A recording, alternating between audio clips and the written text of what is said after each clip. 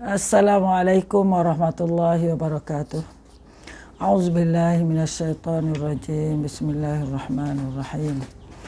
Alhamdulillahi rabbil alamin wassalatu wassalamu ala rasulillah wa al-ummi ala rasulillahil amin nabiyina Muhammad ibni Abdillah wa ala alihi wa sahbihi wa man wala.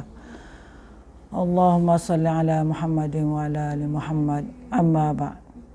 Allahumma anfa'na bima 'allamtana wa 'allimna ma yanfa'una wa zidna ilma.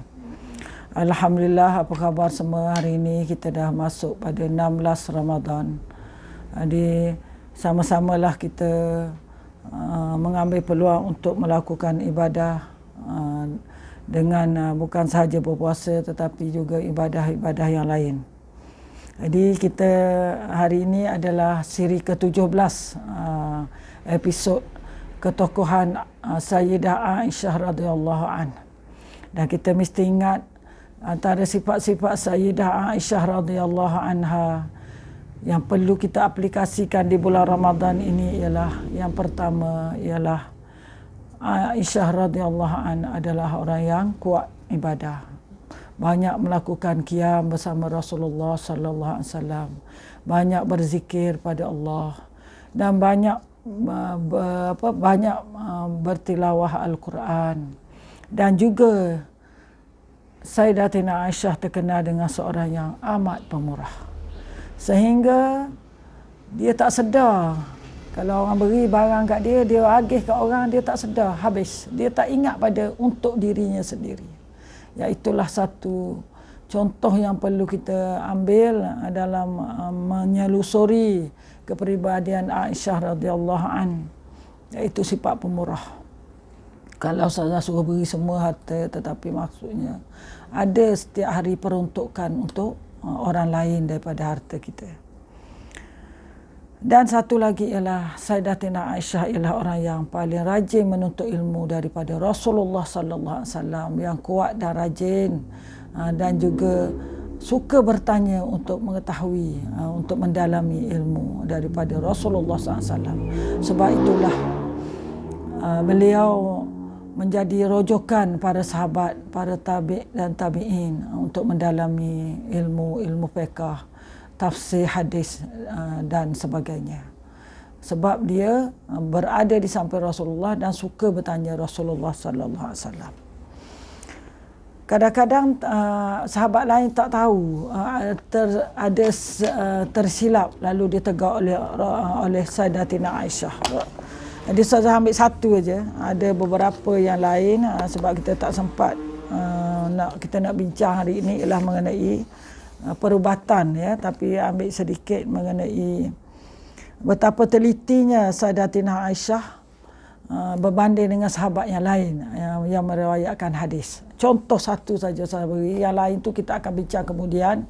Selepas habis ketokohan di bidang-bidang ilmu, kita akan pergi kepada kekeliruan, ya, seperti hadis ifki dan sebagainya. Itu contohnya Abu Hurairah meriwayatkan dari Nabi sallallahu alaihi wasallam bahawa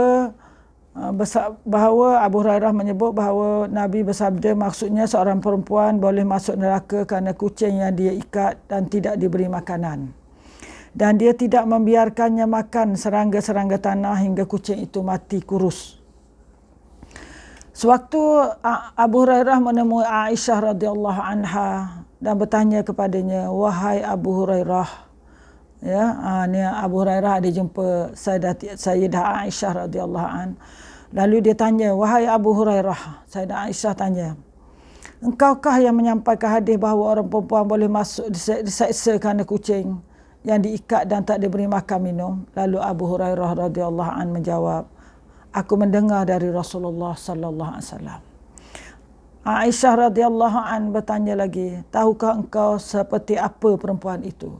Perempuan mana? Kau tahu tak apa yang dimaksudkan dengan perempuan itu? Lalu dia menjawab tidak. Abu Hurairah kata tak tahu. Lalu Sayyidah Aisyah radhiyallahu an berkata, perempuan itu ialah seorang perempuan kafir beserta apa yang telah diperbuatnya. Jadi yang Rasulullah kata akan dihumban ke neraka itu ialah perempuan kafir yang menyeksa kucing. Jadi kerana kekafirannya itu yang dihumban. Sedangkan seorang mukmin lebih mulia di hadapan Allah daripada harus diseksa gara-gara seekor kucing. Jadi orang mukmin dia bertaubat pada Allah, dia banyak ibadah, takkan dia akan diseksa ke neraka gara-gara kerana kucing. Jadi jika engkau menyampaikan hadis dari Rasulullah, maka sebaiknya perhatikan dahulu bagaimana caranya. Aisyah ingatkan pada Abu Hurairah, kalau kau nak sampaikan hadis, kena tahu dulu detailnya. Jadi kita tengok detailnya ilmu Sayyidah Aisyah radhiyallahu anha ini. Dan kita pun ada kesilapan. Kita ingat semua orang lah yang terlibat, kan, orang mukmin. Sedangkan kalau dia bertaubat, ya, sedangkan kalau dia mukmin, dia tak termasuklah di kalangan yang akan diseksa ke neraka. Yang dimaksudkan hadis itu ialah orang perempuan kafir. Kekafiran itu yang menyebabkan dia dihumban ke neraka, bukan kerana kucing itu. Yang lain itu kemudianlah ya kita akan bincang. Hari ini kita akan lihat kepada mengenai perubatan, ya, kepakaran Sayyidah Aisyah dalam bidang perubatan.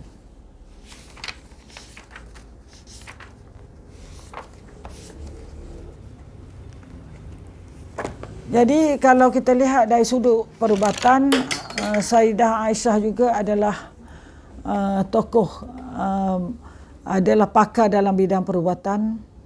Beliau mempelajarinya secara langsung daripada Rasulullah sallallahu alaihi wasallam berkait dengan ruqyah dan kaedah rawatan bersumberkan wahyu Al-Quran.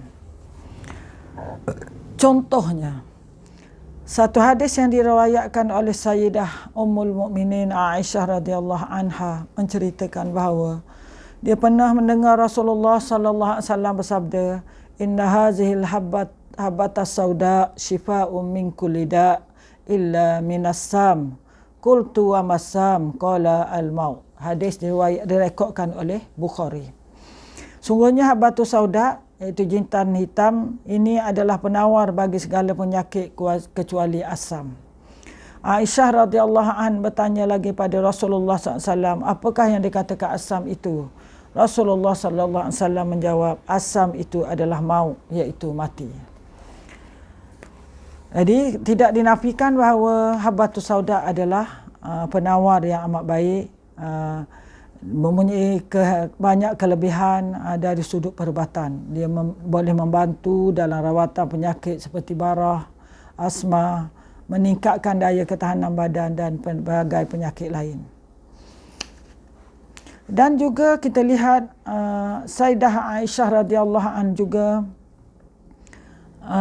menceritakan bagaimana kemampuannya dalam bidang ilmu perubatan yang diajar oleh Nabi sallallahu alaihi wasallam, iaitu contohnya semasa Nabi di saat akhir sebelum wafat, disebutkan dalam hadis oleh Sayyidah Aisyah radhiyallahu anha, Rasulullah bersabda, "Kana Rasulullah sallallahu alaihi wasallam idza ishtaka minna insan masahahu bi yamini summa qala azhabil ba'sa rabban nas washfi anta syafi la shifaan illa shifauka shifaan la yughadiru saqaman."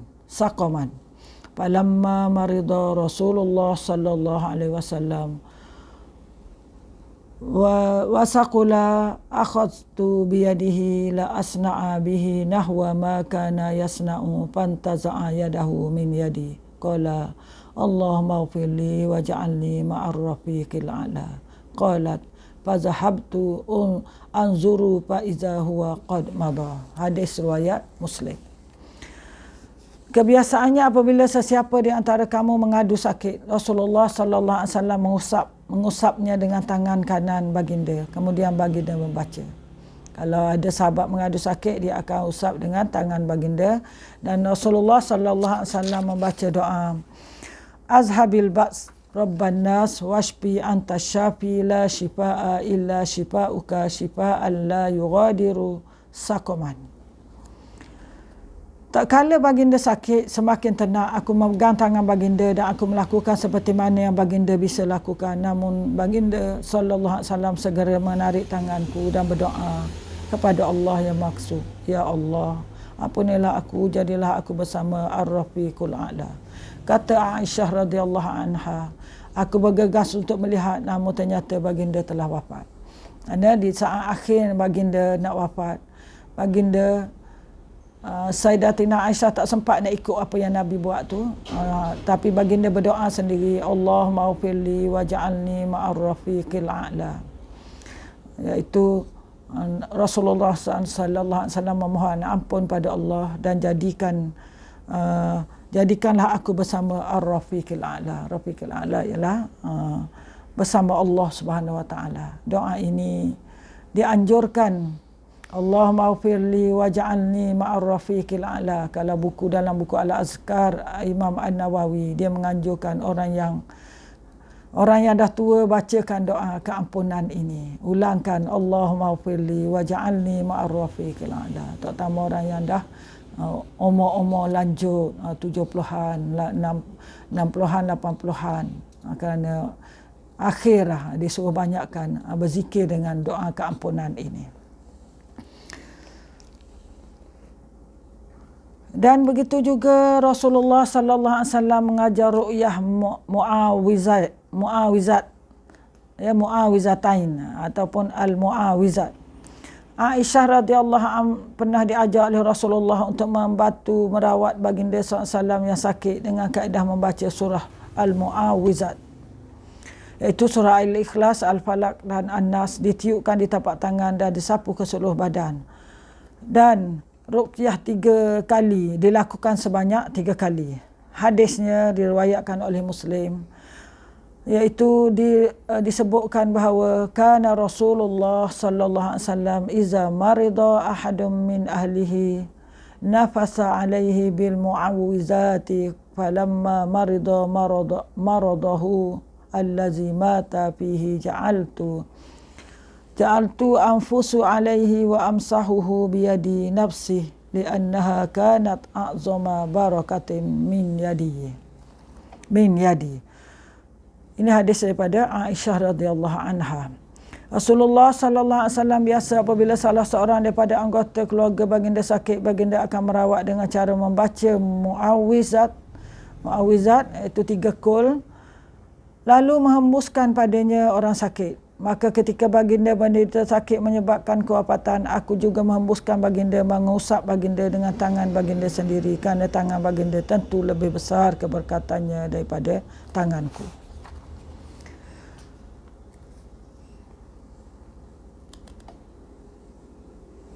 Dan juga Rasulullah sallallahu alaihi wasallam mengajar, riwayat Aisyah radhiyallahu mengajar baca 3 al-mu'awwizat, iaitu sebelum tidur, apabila masuk ke kamar tidur pada setiap malam.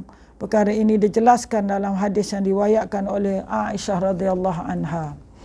Saya baca maksudnya sahaja. Ketika Nabi SAW masuk ke tempat tidur pada setiap malam, baginda merapatkan kedua tangannya.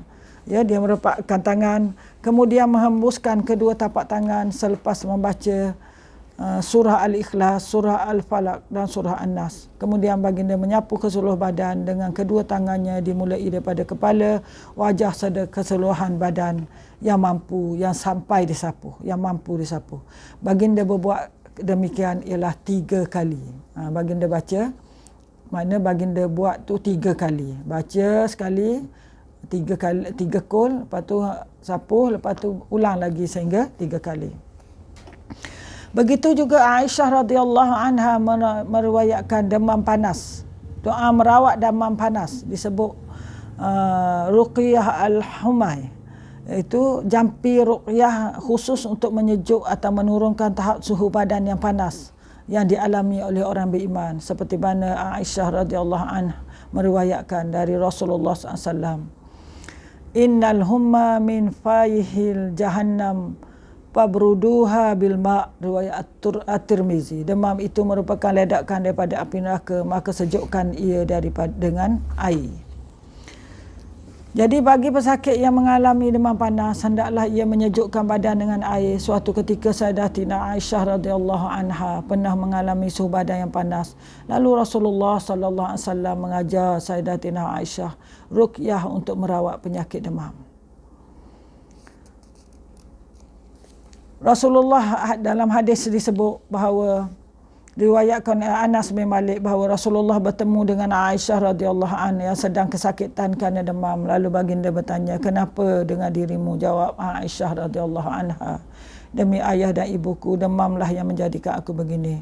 Aisyah lalu menyupah demam itu. Nabi sallallahu alaihi wasallam bersabda, "Jangan engkau sumpah ia." Demam tu jangan disumpah. Jangan marah. Kerana ia hanya menurut perintah. Tetapi kalau kamu mahu, aku ajarkan kamu beberapa perkataan yang apabila engkau baca, Allah Subhanahu Wa Taala akan menghilangkan demam itu daripadamu. Aisyah berkata, "Ajarkanlah aku."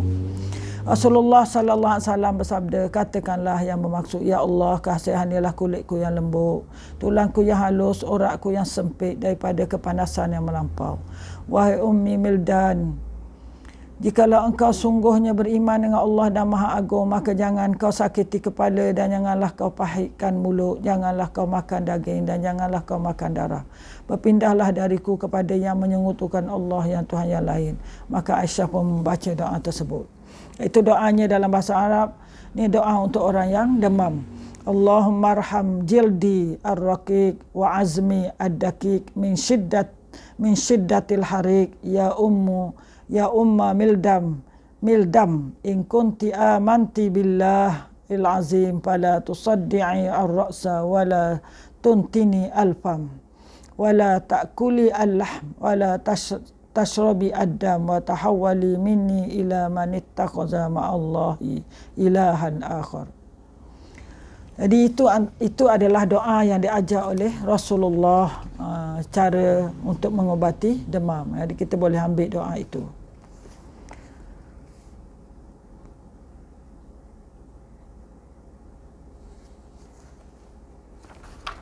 Jadi itulah juga, dan satu lagi ialah Rasulullah mengajar tentang kaedah penjagaan gigi.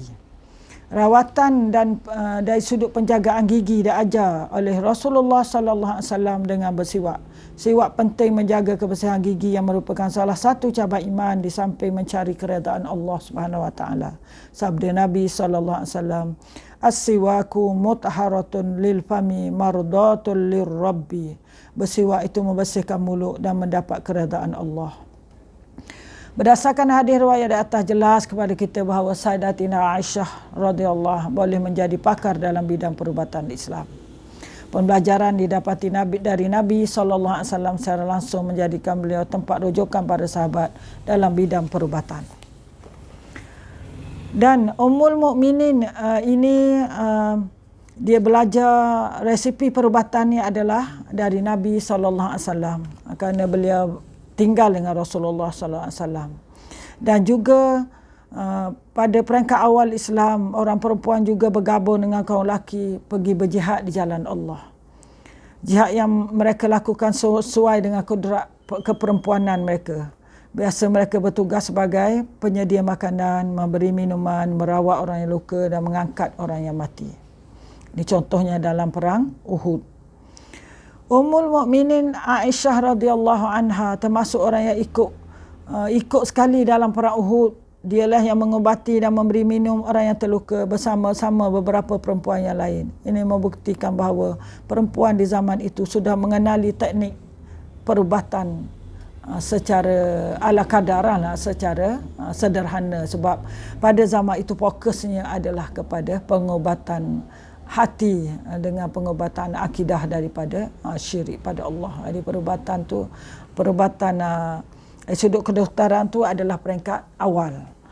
Jadi kita nampak betapa rendah hati para isteri Rasulullah sallallahu alaihi wasallam ikut sama berperang, ikut sama menyertai medan perang dengan kadar untuk merawat orang-orang tentera yang sakit, menyedia makanan dan sebagainya. Dan Nabi sallallahu alaihi wasallam sendiri adalah berada di medan hadapan, di medan perang bersama-sama sahabat berperang untuk mempertahankan Islam. Jadi kita lihatlah begitulah kegigihan Rasulullah sallallahu alaihi wasallam. yang tidak ada tolok bandingnya, sukarnya mereka untuk menyampaikan Islam bersama para sahabat dan para isteri ummul mukminin.